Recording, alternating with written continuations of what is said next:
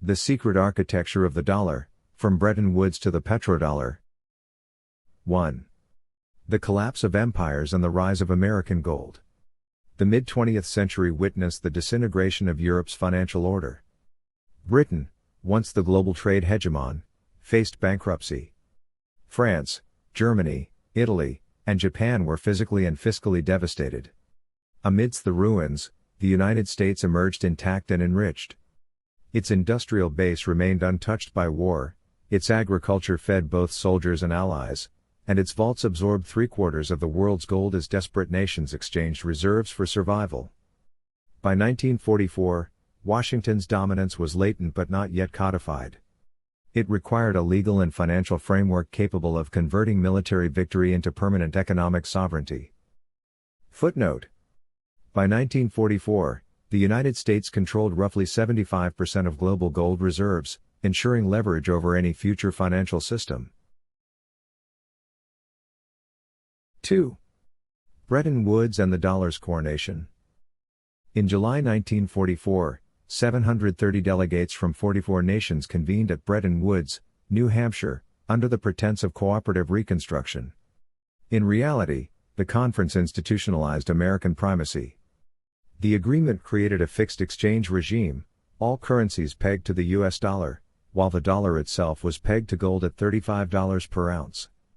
This arrangement projected fairness but in substance made the dollar the indispensable medium of international exchange. Trade, debt repayment, and post-war reconstruction required dollar liquidity. Britain, represented by John Maynard Keynes, recognized its diminished bargaining position, while the United States, armed with gold supremacy, dictated terms. Bretton Woods thus transformed the dollar into the central pivot of world commerce, displacing sterling and institutionalizing financial dependency upon Washington. Footnote: Bretton Woods codified the dollar's supremacy by making it both convertible to gold and indispensable to world trade. 3. The Nixon shock and the fiat transformation. By the 1960s, structural cracks emerged. The U.S. simultaneously financed the Vietnam War and expansive domestic programs by printing more dollars than its gold reserves justified. Foreign governments, most notably France under Charles de Gaulle, demanded redemption of their dollar holdings in gold. American vaults began to empty, undermining the credibility of the convertibility promise. On August 15, 1971, President Richard Nixon suspended gold redemption, effectively terminating the Bretton Woods system. What should have ended dollar primacy paradoxically entrenched it further. Untethered from gold, the dollar became a fiat currency backed by political power, military capacity, and the inertia of global trade networks already denominated in dollars. Footnote: Nixon's suspension of gold convertibility transformed the dollar into a fiat instrument yet preserved its central role. 4. The petrodollar and energy-based hegemony.